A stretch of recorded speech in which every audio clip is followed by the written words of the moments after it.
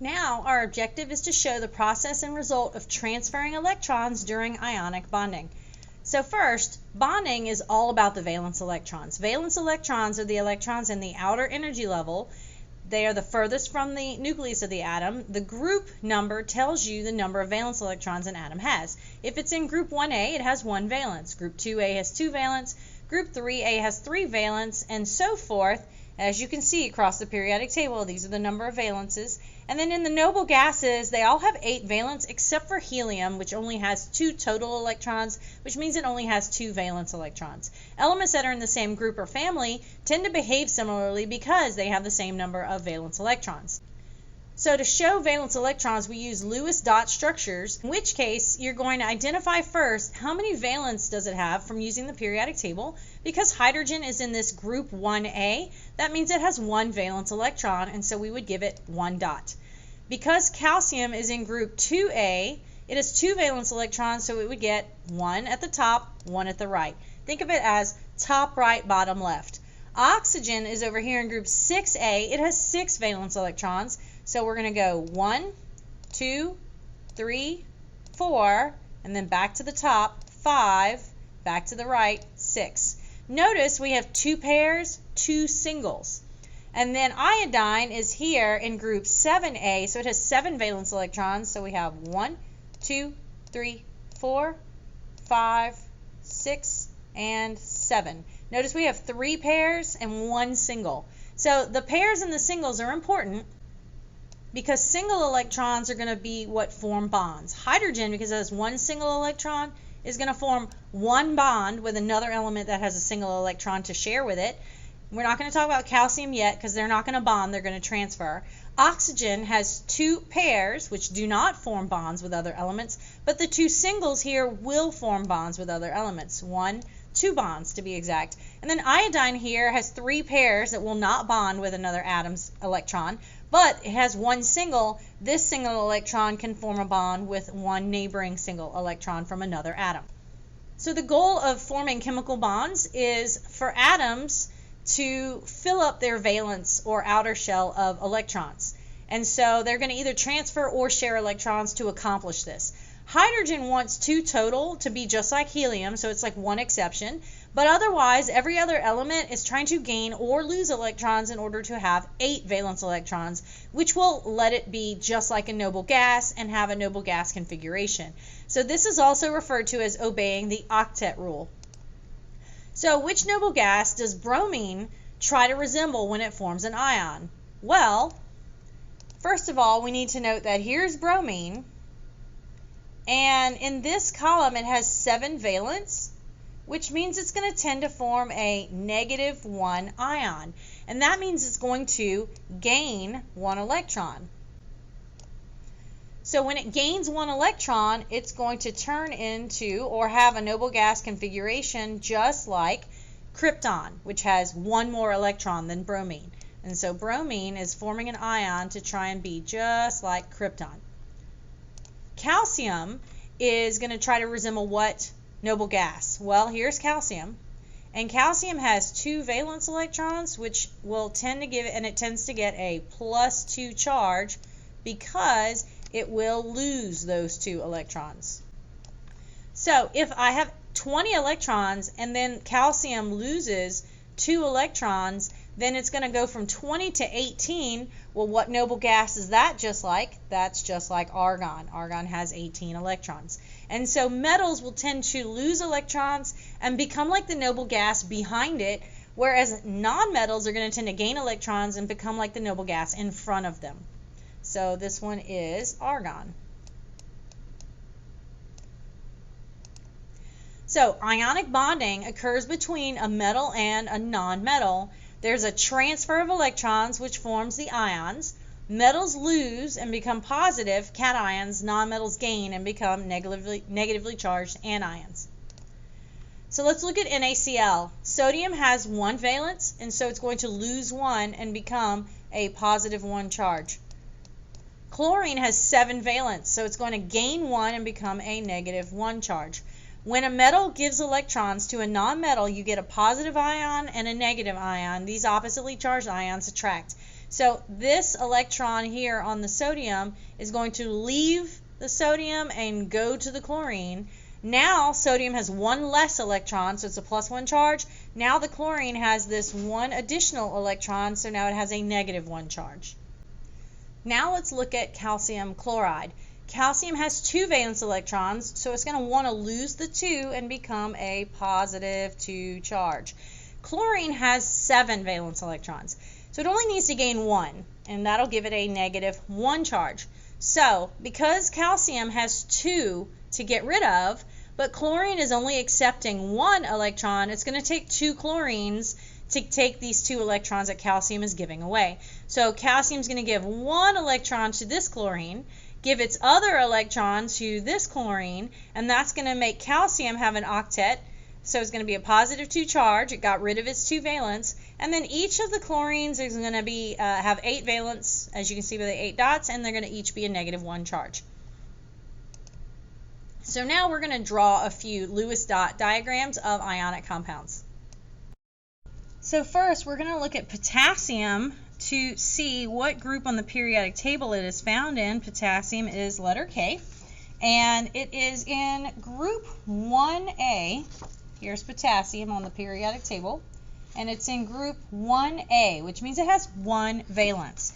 So it's got 1 valence electron, and then the bromine is Br, and it has, there's bromine, it has 7 valence electrons, and so we're going to draw 1, 2, 3, 4, 5, 6, 7.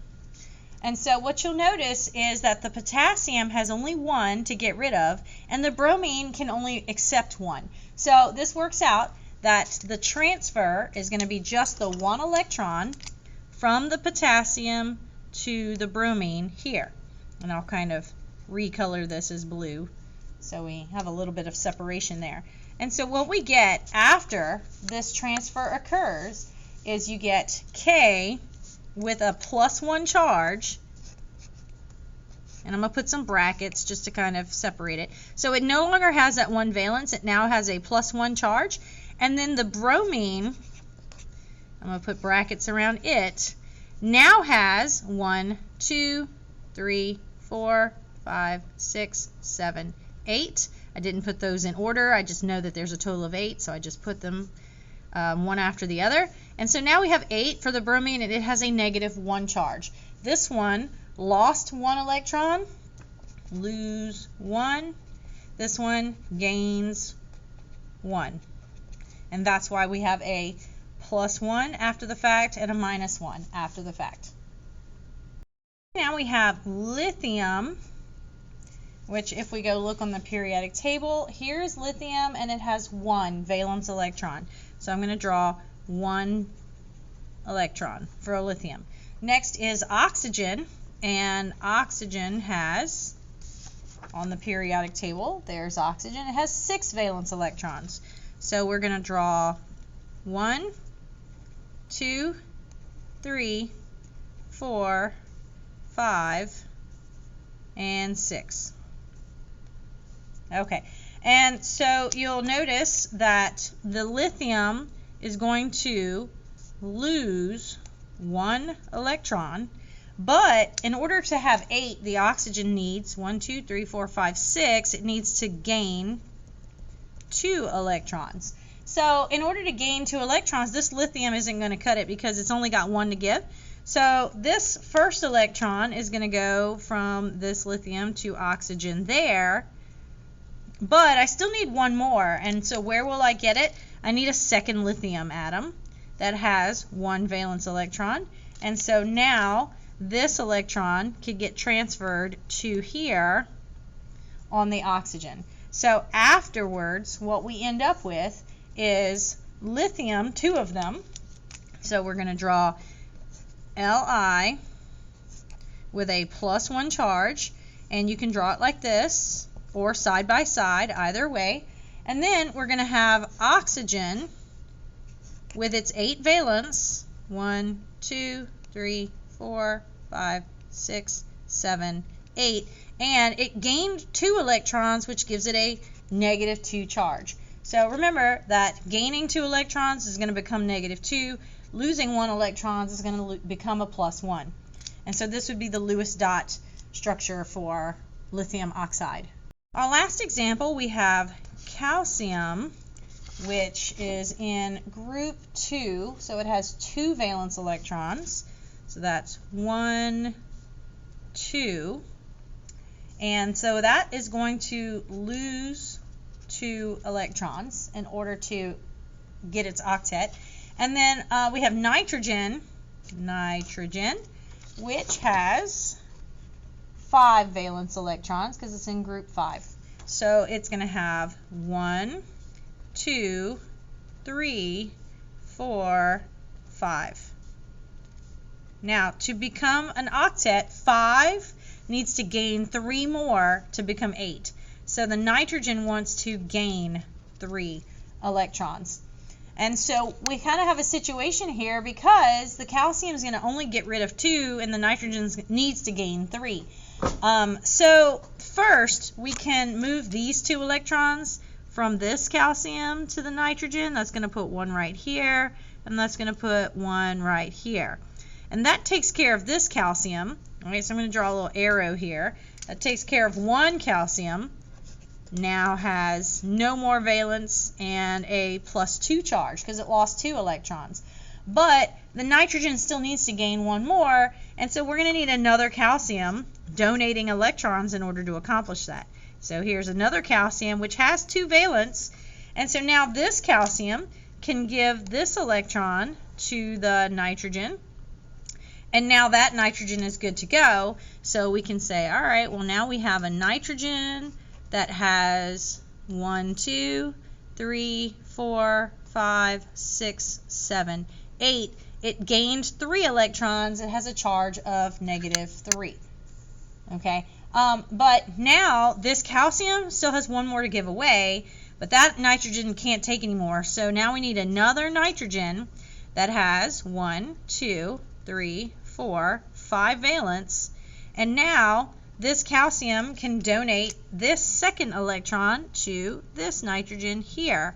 And so now this calcium's good. So over here we can say, well, now we have another calcium that got rid of both of its valence and it has a +2 charge. But this nitrogen is not done because it needs 2 more electrons. So where's it going to come from? It's going to come from another calcium that has 2 electrons to give away. And luckily this is going to finish the process because we're going to send over that electron and we're going to send over that electron. And now that nitrogen is good, and now this calcium is good. So I have a third calcium that lost 2 electrons and became +2. And now my second nitrogen here gained 3 electrons. 1, 2, 3, 4, 5. And then 6, 7, 8, and became a -3 charge. And so this would be the Lewis dot structure for calcium nitride, where, remember, losing 2 electrons becomes a +2 charge and gaining 3 becomes a -3 charge. Ionic bonding always forms ions. Even though ionic compounds have positive and negatives in them, the overall charge is always 0. So when you have 1 sodium get with 1 chlorine, notice +1 - 1 add up to equal 0. Here, barium becomes +2, but it's going to hook up with 2 chlorines, each at a -1. +2 and -2 all cancel out and equal 0. Charges in ionic compounds always all cancel each other out to equal a total of 0 after it's over, after the bond is complete. Properties of ionic compounds: they transfer electrons. The metals give away electrons to the nonmetal, never the other way around. They have high melting points. They conduct electricity if they are melted, known as molten, or if they're dissolved in water, like aqueous. They are usually crystalline solids, like crystals. So salt on your table is an example of an ionic compound. It's salt crystals. And salt crystals are not going to conduct electricity in their solid state. You'd have to dissolve them in water, and then the salt water can conduct electricity. Now it's time to do ionic homework on Canvas.